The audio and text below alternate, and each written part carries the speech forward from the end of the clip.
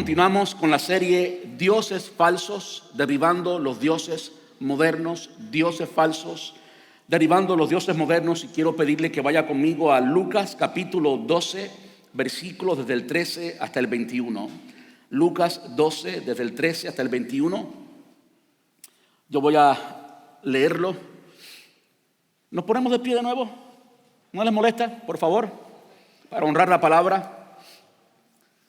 Creo que mientras que nuestra iglesia, y creo que esto debe quedar claro para todos, mientras que nuestra iglesia no somos religiosos, no hacemos ejercicios simplemente por la tradición o demás, sí queremos honrar la palabra. Y creo que en la iglesia evangélica una de las cosas que se ha perdido es eso. Lucas 12 del 13 al 21 dice: entonces alguien de la multitud exclamó: Maestro, por favor, dile a mi hermano que divida la herencia de nuestro padre conmigo. Jesús le respondió: amigo, ¿quién me puso por juez sobre ustedes para decidir cosas como esa? Y luego le dijo: tengan cuidado con toda clase de avaricia. La vida no se mide por cuánto tienen. Luego les contó una historia. Un hombre rico tenía un campo fértil que producía buenas cosechas. Se dijo a sí mismo: ¿qué debo hacer?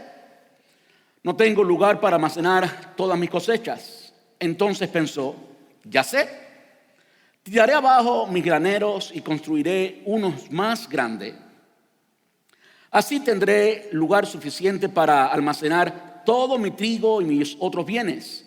Luego me pondré cómodo y me diré a mí mismo: amigo mío, tienes almacenado para muchos años. Relájate, come y bebe y diviértete.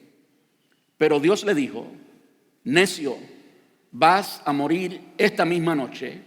¿Y quién se quedará con todo aquello por lo que has trabajado? Así es, el que almacena riquezas terrenales, pero no es rico en su relación con Dios, es un necio. ¿Pueden tomar asiento? Evidentemente hoy estamos hablando de uno de esos ídolos modernos, y el ídolo moderno del cual estaremos hablando hoy es, por supuesto, el dinero. De modo que he titulado el sermón: cuando el dinero gobierna el corazón. Cuando el dinero gobierna el corazón, cuando se convierte en un ídolo. Y yo sé que nadie pone un billete de 100 en ningún lugar y comienza a adorarlo. Nadie hace eso. Nadie le dedica una canción, nadie le dedica su alma, nadie hace nada así. Es decir, no es tan claro cuando alguien elige el dinero como un Dios. No es tan claro. De modo que hoy vamos a examinarnos y vamos a medirnos y si en alguna manera el dinero ha tratado de tomar el trono de nuestro corazón, hoy vamos a bajarlo de ahí, porque no le pertenece. Porque no le pertenece, porque Él debe servirnos a nosotros, no nosotros a Él. Porque en nuestro corazón solamente hay un amo, solamente hay un rey, y es el Señor Jesús. Amén. Cuando yo pienso en esto, pienso en el dinero como un ídolo. Pienso en las palabras de Jesús. En el Sermón del Monte, terminamos precisamente una serie, antes de comenzar esta serie de dioses falsos, terminamos una serie que fue básicamente un estudio del Sermón del Monte. De modo que, de cierto modo, revisamos un poquito este tema. En Mateo capítulo 6, versículo 24, Jesús, en su primer sermón, dijo algo tan poderoso en cuanto a esto, en cuanto al dinero. Mateo capítulo 6, versículo 24, es parte del Sermón del Monte. La obra maestra de la homilía o de la prédica es lo que vimos durante esa serie. Y de nuevo este versículo está allí. Y lo que me llama la atención es lo siguiente: cuando Jesús fue a referirse a su competencia, escuche esto, cuando Jesús fue a referirse a su competencia, no usó ninguno de los dioses que había en el panteísmo romano o griego. No habló de Zeus, no habló de Artemisa o Diana de los Efesios, no habló de Baal, no habló de ninguno de ellos. Hoy estamos hablando de idolatría, estamos hablando de ídolos.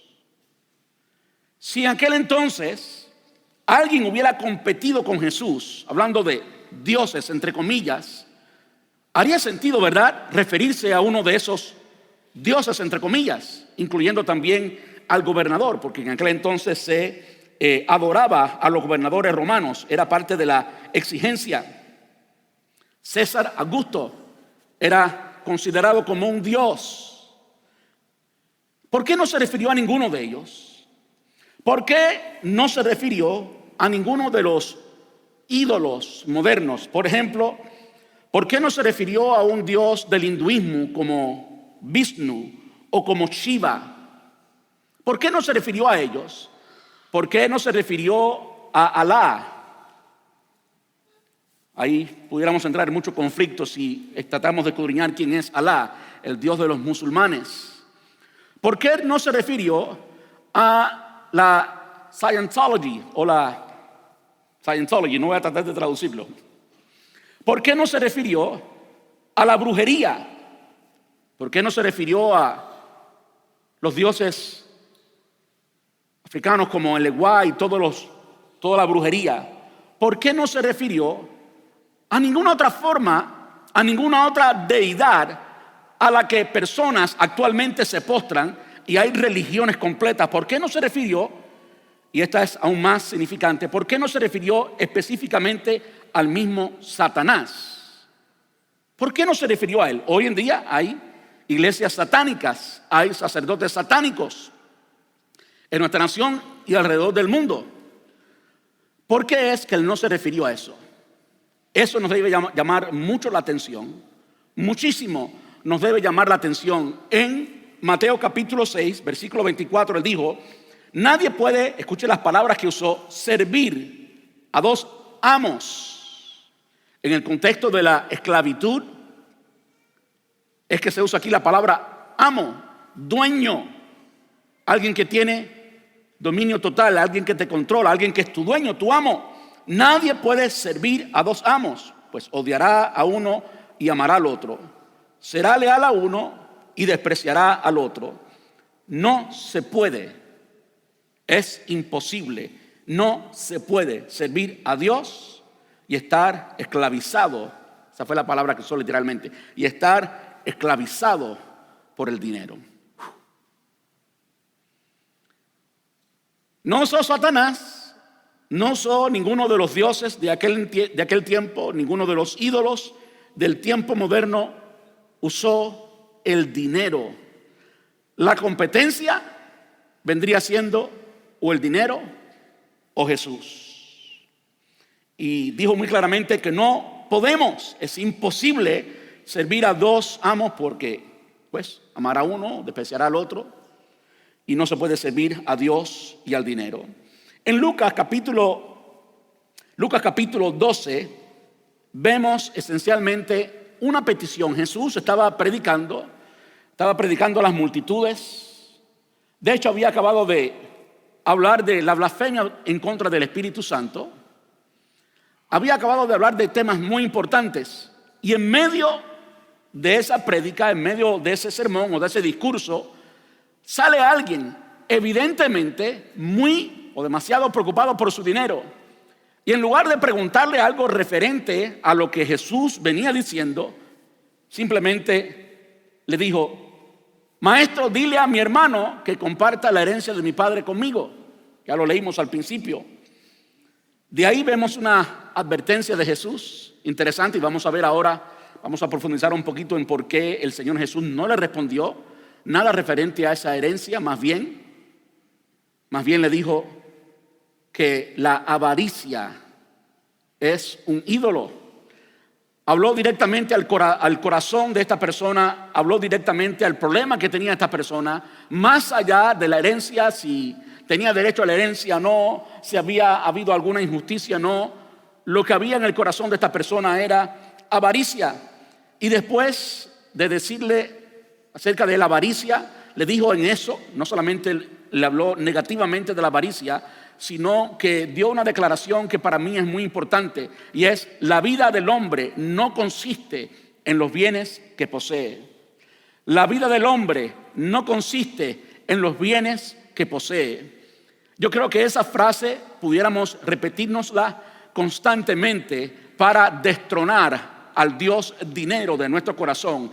El día que comiences a definirte, comiences a identificarte, comiences a definir quién eres, tu identidad, por cuánto tengas, tienes que recordarte que la vida del hombre no consiste en los bienes que posee. La vida del hombre no consiste en los bienes que posee. Estoy siendo intencionalmente enfático en eso. Después de Jesús darle esa advertencia, entonces le dio una parábola y terminó con una conclusión que vamos a verla hoy. Ahora regresamos al versículo 13, del 13 al 15. Dice: entonces alguien de la multitud exclamó: Maestro, por favor, dile a mi hermano que divida la herencia de nuestro padre conmigo. Jesús le respondió: Amigo, ¿quién me puso por juez entre ustedes para decidir cosas como esa? Y luego le dijo: tengan cuidado con toda clase de avaricia. Y le dijo la declaración que acabamos de repetir: la vida no se mide por cuánto tienen. En la versión Reina Valera es que dice: la vida del hombre no consiste en los bienes que posee. De modo que estoy siendo literal en esa versión. Lo primero que vemos aquí es que el problema no era la herencia. El problema no era la herencia.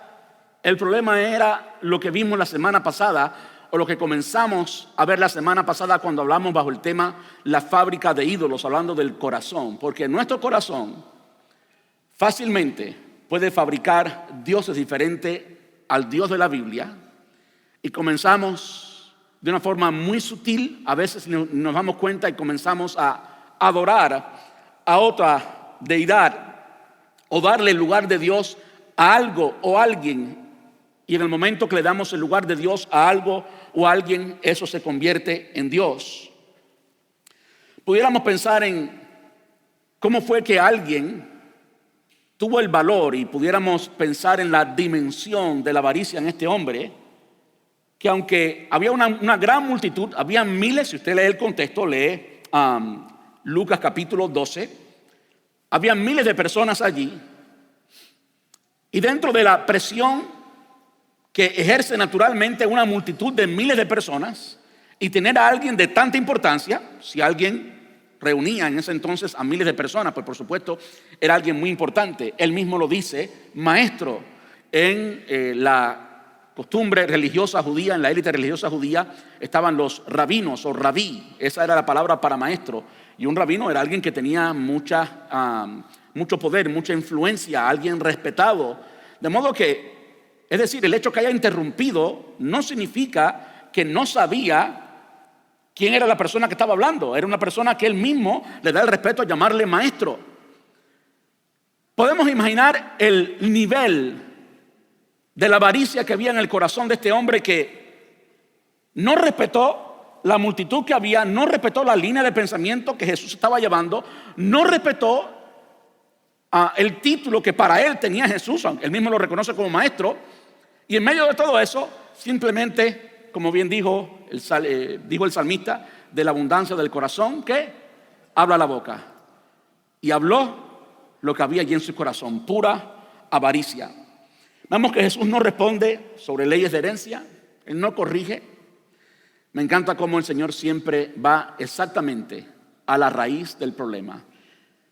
A veces tú hablas con personas, y si tú escuchas a las personas, a veces tú puedes pensar que el problema es uno, por lo que la persona dice. En este caso, si yo hubiera sido la persona que estuviera allí y me hubieran interrumpido, me hubieran hecho esa pregunta, quizás hubiera intentado tratar de responder algo en referencia a las herencias. Le hubiera dicho, por ejemplo, que tu hermano no te dio herencia, y le hubiera preguntado: ¿y a ti no te dieron tu parte de la herencia? Porque hace sentido. Cuando alguien está en una condición como esta, se asume que el padre había muerto, y se asume que si el padre murió y fue justo, repartió la herencia entre los hermanos. Yo, en el sentido común, imagino que cualquier persona hubiera intentado responder eso, pero vemos que el Señor no lo hace así. Él no está respondiendo sobre leyes de herencias. Más bien revela el problema del corazón diciendo: mirad, guardaos de toda clase de avaricia, de toda clase de avaricia. Evidentemente la avaricia estaba profunda en el corazón de este hombre. Pudiéramos pensar, simplemente pensando, no sabemos nada, no quiero decir que fue así. Pudiéramos pensar que el padre había muerto, le había dado la herencia a cada uno y él quería más. Pudiéramos pensar que este hombre, por su avaricia, había producido tanto, como vamos a ver en el resto de la historia, que no necesitaba la herencia del padre. Quizás su hermano era muy pobre y su padre le dio la herencia al hermano pobre. Lo que sí nos queda claro es que había mucha avaricia allí. Y me encanta cómo el Señor Jesús, para no pensar solamente en herencias, usted puede, si quiere aplicarse el texto literalmente, puede decirse: bueno, yo nunca he recibido ninguna herencia. Y aquí habla de toda clase de avaricia, no solamente de la herencia, de toda clase de avaricia. De modo que aquí el texto gira. El hombre creía que necesitaba dinero, la herencia, pero Jesús le dice que lo que necesita es libertad de la avaricia. Jesús va directamente al corazón del problema. De modo que esto nos lleva a hablar con Dios. Lo bueno que está sucediendo aquí es que este hombre estaba hablando con Jesús. Hay veces que podemos comenzar a orar, y es por eso que podemos y debemos orar por absolutamente todo, absolutamente todo. Debemos orar, como la palabra enseña, por nuestros enemigos. Debemos orar por las personas que no nos caen bien. Debemos orar por todo el mundo. ¿Por qué? Porque cuando tú y yo comenzamos a hablar con Dios y comenzamos a quejarnos y comenzamos a exponer nuestro corazón, Jesús ve mucho más profundo, ve mucho más allá de nuestras palabras. Y cuando Él responde, Él te va a responder exactamente lo que tú necesitas. Él quizás no te responda de acuerdo a tus palabras, pero sí te va a responder exactamente de acuerdo a lo que tú necesitas. Y lo que este joven necesitaba era simplemente libertad de la avaricia. Estaba tan preso, tan esclavizado por la avaricia, que no podía ver, no podía notar absolutamente nada. ¿Conoce usted personas así? Están tan profundos en su problema, en su condición, en este caso esa avaricia, puede ser otra de la naturaleza, que no entienden absolutamente de nada más. Ellos tienen un problema, el problema está muy profundo en su corazón, y miren, no entienden de nada más, el problema de ellos está solamente en eso. Qué hermoso y qué bueno es ver que Jesús va mucho más allá de lo superficial, mucho más allá de lo externo, y Él va siempre a resolver el problema. Jesús no te da pastillitas para que calmes el dolor hoy. Jesús va a darte lo que necesitas para terminar de una vez y para siempre. Y en muchas ocasiones lo que está sucediendo es que hay un ídolo, hay un competente, hay alguien que ha usurpado el lugar de Dios, no le pertenece. Tú lo has invitado allí y Dios no comparte su gloria con nadie. Él no te va a dar palabritas suaves para que tú mantengas ese ídolo allí. Él te va a decir: es hora de bajarlo, es hora de sacrificarlo, es hora de acabar con el problema de una vez y para siempre, de arrancarlo de raíz, de raíz. Cuando vamos a la palabra de Dios y vamos a Eclesiastés es uno de los libros sapiensales o libros de sabiduría del Antiguo Testamento. Encontramos ya en la palabra de Dios, en la palabra de Dios que tiene que ver con sabiduría, cómo tratar con la avaricia. Dice, escucha esto por favor, Eclesiastés 5:10: los que aman el dinero nunca tendrán suficiente. Ahí ya usted puede comenzar por la palabra de Dios a identificarse si usted es o no es una de las personas que aman el dinero. Si tú eres del tipo de persona que nunca tiene suficiente, pues la palabra de Dios te está diciendo que tú eres un amante del dinero. Permítame decir cuál es uno de los problemas más grandes de la economía en Estados Unidos. Es el consumismo. Es que no hay nada que sacie el vacío que hay en el corazón del hombre. No, el dinero no lo puede saciar. Ese hoyo que hay en el corazón de cada hombre solamente lo puede llenar Dios. Y aunque intentemos llenarlo con dinero, no importa la cantidad que le pongas, nunca será suficiente. Eclesiastés 5:10: los que aman el dinero nunca tendrán suficiente. Qué absurdo es pensar que las riquezas traen verdadera felicidad. Y usted puede verlo en algunos de los millonarios. ¿Cómo puede ser que después de tener tanto tengan tanta deuda? A mí no me cabe en la mente que un millonario tenga deuda. No entiendo, como que no entiendo esa matemática. Eso significa que nunca he llegado a esos millones. Y todos los otros problemas que trae, las preocupaciones que tienen personas que han puesto al dinero como Dios. Los problemas entre la familia, quizás los problemas que tenía este joven. Este joven no era una parábola, era alguien real, es una historia real. Yo sé que ahora Jesús va a decirle una parábola, pero hasta el momento era una persona real. Evidentemente es un denominador común. Muchas veces el dinero, cuando se entrona, en lugar de cultivar la familia y de ser un canal de bendición para la familia, termina siendo un divisor de la familia. Primera Timoteo capítulo 6, versículos del 9 al 10. Primera Timoteo es la carta que el apóstol Pablo le escribe a su hijo espiritual, a su seguidor, a su discípulo Timoteo. Le escribe 2 cartas y en la primera carta son cartas pastorales, le está escribiendo a un líder. Y una de las cosas que tienen muchos líderes, una de las cosas que aún en el día de hoy las personas que tienen liderazgo están expuestas a, es la posibilidad de hacer dinero, la capacidad de tener influencia y por tener influencia de alguna manera dirigir esa influencia al Dios que se sienta en el trono del corazón y puede terminar siendo una maquinaria productora de dinero para la persona que tiene influencia. Y el apóstol Pablo, tratando de evitar esto, le dice a Timoteo: pero los que viven con la ambición de hacerse ricos caen en tentaciones y quedan atrapados por muchos deseos necios y dañinos que los hunden en la ruina y en la destrucción. Pues el amor al dinero es la raíz de toda clase de mal. El amor al dinero es la raíz de toda clase de mal. ¿Usted lo escuchó bien? El amor al dinero es la raíz de toda clase de mal. Y algunas personas, en su intenso deseo por el dinero, se han desviado de la fe verdadera y se han causado muchas heridas dolorosas. Muchas heridas dolorosas. De modo que algo importante cuando lo llevamos a la práctica aquí.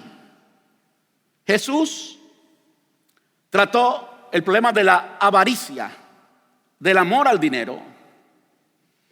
En la respuesta que sigue, más adelante vamos a verla, vamos a ver que no atacó el dinero como tal, no atacó las posesiones como tal, atacó la avaricia, el amor al dinero, el amor a las posesiones. El dinero en sí no es pecado. El pecado está en la avaricia, que es una condición interna. De modo que puedes tener poco y ser esclavo. ¿Ha conocido usted a un pobre? A un pobre que es avaricioso. Hay muchos pobres avariciosos. Y por eso Dios no los puede bendecir. Dios no los puede bendecir porque son avariciosos. Al mismo tiempo, hay muchas personas que tienen mucho, pero son libres, no son gobernados por el dinero. El dinero es un excelente siervo, pero es un pésimo amo, es un pésimo señor. El dinero es un excelente siervo, pero es un pésimo señor. Esto nos lleva a lo que Jesús continúa diciendo, los versículos del 16 al 19. Dice: luego les contó una historia. Un hombre rico tenía un campo fértil que producía buenas cosechas. Se dijo a sí mismo, me encanta el humor. Si alguien pensó en algún momento que Jesús no tenía humor, mira, él se estaba gozando esta historia aquí. Hay un humor tremendo aquí. Un hombre rico tenía un campo fértil que producía buenas cosechas. Se dijo a sí mismo, esto es una parábola, ¿verdad? Es una historia, no es real. Se dijo a sí mismo se dijo, ¿qué debo hacer? Una persona que no pide consejo. ¿Qué debo hacer? Y él mismo se respondió, no tengo lugar para almacenar todas mis cosechas. Entonces pensó, ya sé, él mismo se respondió, ya sé, tiraré abajo mis graneros y construiré unos más grandes. Así tendré lugar suficiente para almacenar todo mi trigo y mis otros bienes.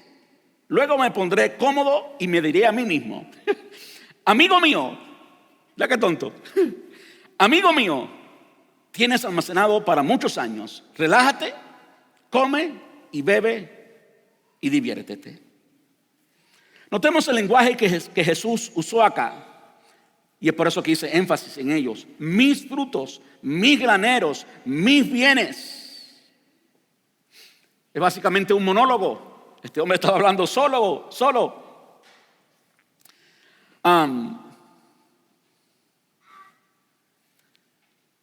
Nótese también que en su ecuación, en su diálogo, en su plática, y esto es fundamental, Dios no estaba presente. Dios no estaba presente. Ahora, nótese también que este hombre no era un ladrón, no era inmoral, no hay ningún indicativo en la parábola de que era inmoral ni que era ladrón. Tenía un campo que producía y evidentemente él trabajó el campo, quiere decir que no era vago tampoco, era productivo. Notamos que el hombre era planificador, el hombre tenía muy buenas cualidades. De modo que el problema no era su riqueza. El problema no era su riqueza, era su independencia de Dios. Era su independencia de Dios. El mundo, para él, giraba alrededor de él. Y Dios era el genio de la lámpara. Y en esta ocasión lo que estaba intentando hacer era conseguir más dinero de la herencia. Pero vemos que el problema no era su riqueza, sino era su independencia de Dios. Cuando vamos a Deuteronomio, capítulo 8, versículos 17 y 18, Deuteronomio es la segunda ley. Es cuando el pueblo de Israel entra en la tierra prometida y recibe la ley de nuevo, básicamente. Dice el versículo 17, todo eso lo hizo para que nunca se te ocurriera pensar, he conseguido toda esta riqueza con mis propias fuerzas y energías. Acuérdate del Señor tu Dios, versículo 18. Él es quien te da las fuerzas para obtener riquezas a fin de cumplir el pacto que les confirmó a tus antepasados mediante un juramento. ¿Le puedo leer un poquito más? ¿Puedo leerles un poquito del contexto? Deuteronomio capítulo, esto no aparece en sus pantallas, pero quiero leerle el contexto completo para que vean qué tan claro Dios le habló al pueblo en cuanto a esto. Deuteronomio 8, desde el versículo 11 dice, sin embargo, ese es el momento cuando debes tener mucho cuidado cuando entras a la tierra prometida y prosperas. Ese es el momento que debes tener mucho cuidado. En tu abundancia, ten cuidado de no olvidar al Señor tu Dios al desobedecer los mandatos, las ordenanzas y los decretos que te entrego hoy.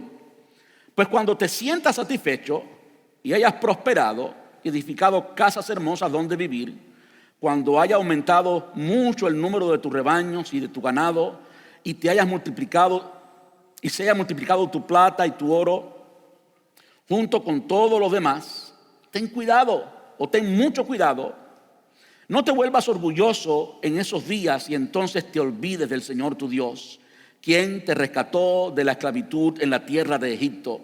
No olvides que Él te guió por el inmenso y terrible desierto, que estaba lleno de escorpiones y serpientes venenosas, y que eran tan árido y caliente. Él te dio agua de la roca. En el desierto te alimentó con maná, un alimento desconocido para tus antepasados. Lo hizo para humillarte y para ponerte a prueba por tu propio bien. Todo eso que dice el versículo, ahora es que llega el versículo 17, todo eso lo hizo para que nunca se te ocurra pensar, he conseguido toda esta riqueza con mis propias fuerzas y energías. Acuérdate del Señor tu Dios. Él es quien te da las fuerzas para obtener riquezas a fin de cumplir el pacto que confirmó a tus antepasados mediante un juramento. 19.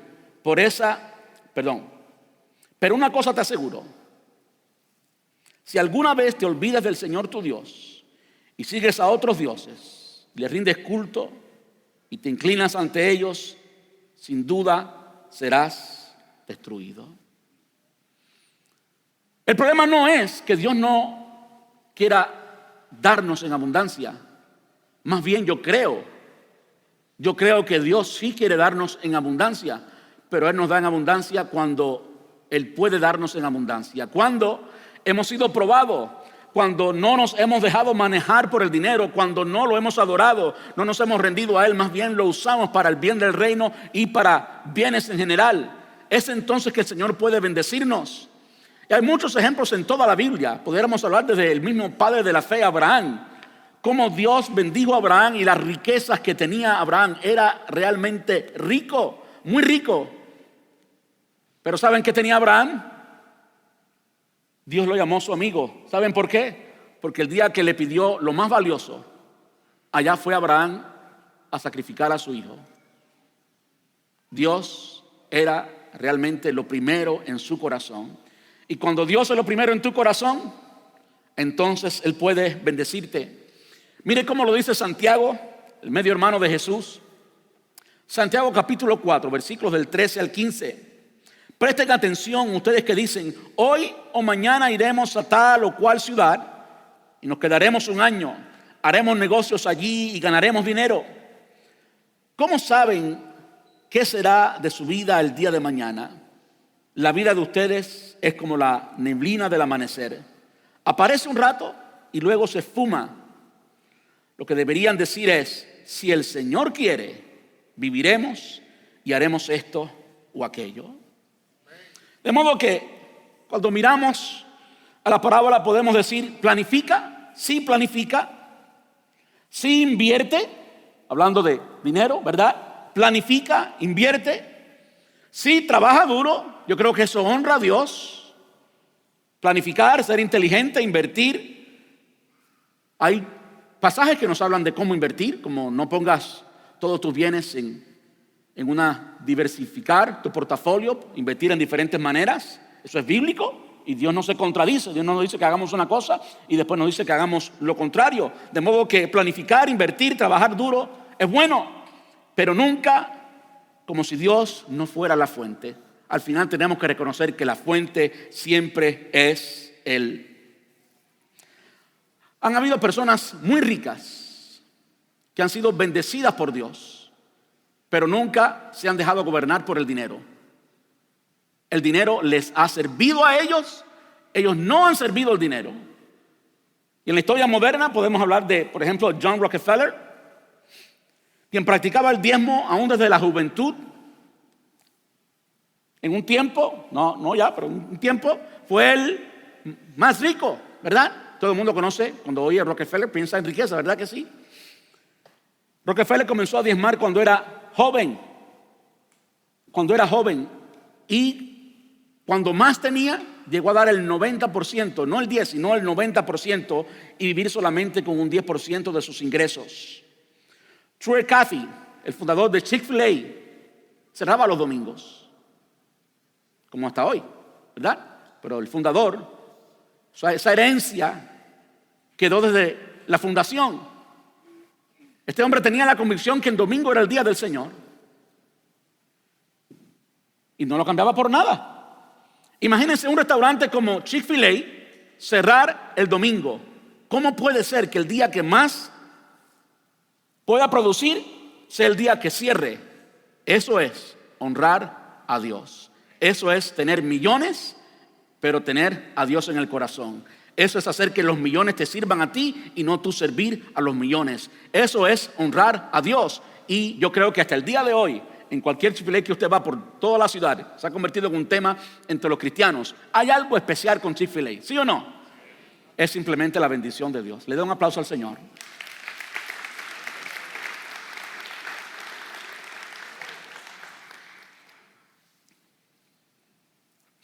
Pudiera hablar mucho en los evangelios de personas muy importantes. A mí me encanta hablar de María Magdalena. María Magdalena, el nombre María era un nombre muy popular porque era el nombre de la hermana de Moisés. En el pueblo judío hay muchas Marías. Evidentemente, hay textos bíblicos en la Biblia que en un solo versículo se refiere a 3 Marías diferentes. María Magdalena era alguien tan poderosa, a pesar de la vida que tenía, era alguien tan poderosa que se reconocía como María la de Magdala, cuando en Magdala había muchas Marías. ¿Saben cómo se sostuvo el ministerio público del Señor Jesús? ¿Cómo Jesús podía tener 12 empleados a tiempo completo y hacer todas las cosas que hacía? No lo sabemos, pero habían personas que suplían para eso, como María Magdalena, como los amigos de Jesús, Lázaro, Marta y María, que vivían en Betania. Cuando usted lee la historia y estudia el tamaño de la casa de Lázaro y las cosas que se hacían allí, la casa del pan y la aldea intencionalmente puesta en un lugar donde había tanta pobreza, es que había gente que sabía ser generosa, es que había gente que conocía al Señor Jesús, lo conocía personalmente, eran amigos literalmente de Jesús, pero eran muy generosos. Y si vamos al Nuevo Testamento, podemos encontrar a José, Hechos capítulo 4. José, ¿quién es José? Bernabé, el que discipuló al apóstol Pablo. ¿Qué hacía Bernabé? Bernabé tenía un campo, tenía real estate, tenía muchos, quizás, me imagino, no sé. Pero lo vendió y lo dio. Era alguien generoso, el dinero no lo gobernaba, él gobernaba su dinero. Vemos muchos ejemplos en toda la Biblia. De modo que el problema nunca es la prosperidad, el problema es el señorío. El problema no es que tengas mucho, el problema es que ames lo mucho que tengas o lo poco que tengas. Ese es el problema. Hablaba ahorita de Chick-fil-A.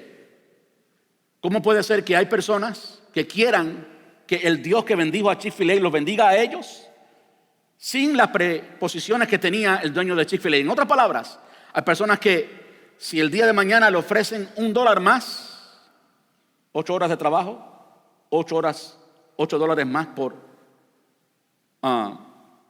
día, $32 más por mes, como si eso fuera a resolver algo, ¿verdad? Y nada, le ofrecen $1 más el domingo y para allá va iglesia y Señor y Dios y familia. No, y para allá va a trabajar todos los domingos. Tenemos que tener cimientos firmes y decirle al Dios dinero: aquí vive uno que se llama Jesús y mi vida es para Él y Él me bendice suficiente y Él prometió que nada me faltará. Él prometió que nada me faltará. Amén.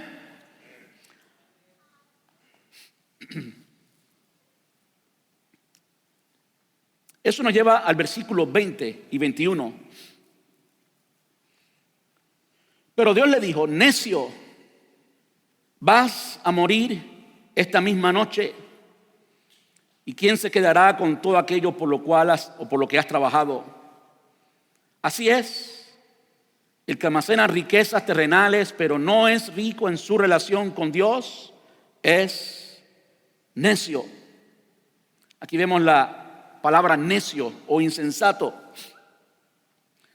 Insensato o necio en la Biblia no es una persona que tiene falta de inteligencia o falta de educación, sino es una persona que vive sin Dios. Eso es lo que es en la Biblia un necio o un insensato, alguien que vive sin Dios. Mire cómo lo dice Salmo 14, versículo 1. Solo los necios dicen en su corazón: no hay Dios.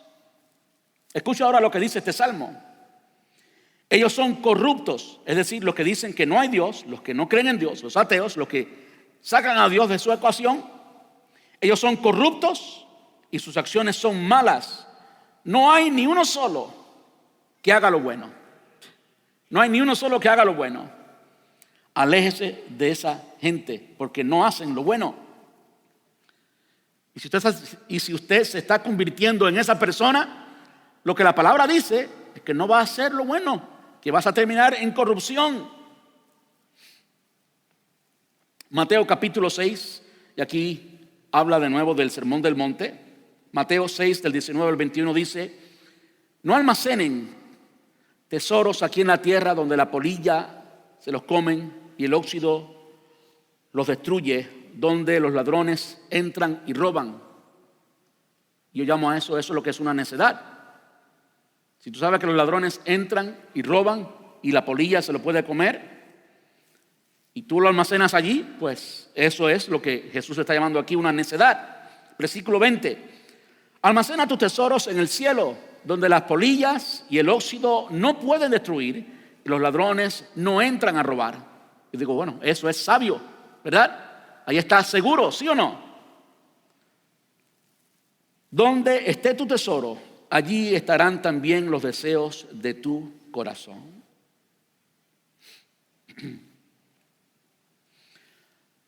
Observe que Jesús no condena la productividad de este hombre.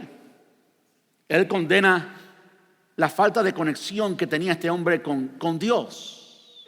Y va directamente al problema. Él no condena los graneros grandes. Él no condena esos planes. Eran planes lógicos, pudiera decir.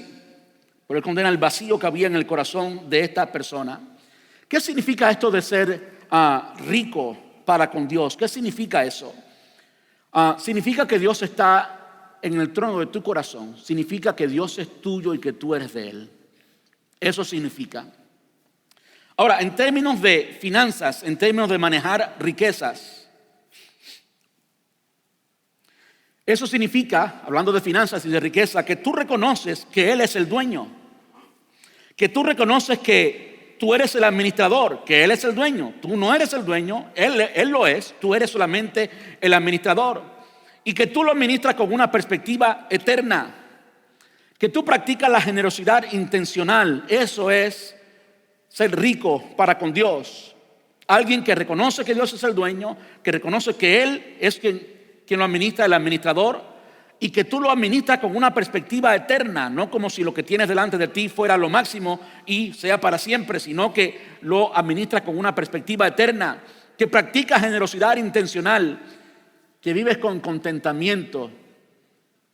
Eso es clave, vivir con contentamiento, contentos con lo que tenéis ahora. Eso es muy importante. Y que no defines tu identidad por tus posesiones. Tú eres quien eres porque eres un hijo de Dios. Y no hay dinero en toda la faz de la tierra, aunque lo amontonen, no hay dinero que pueda comprar el valor que tiene tu alma. Solo la sangre de Cristo. Amén. Aleluya.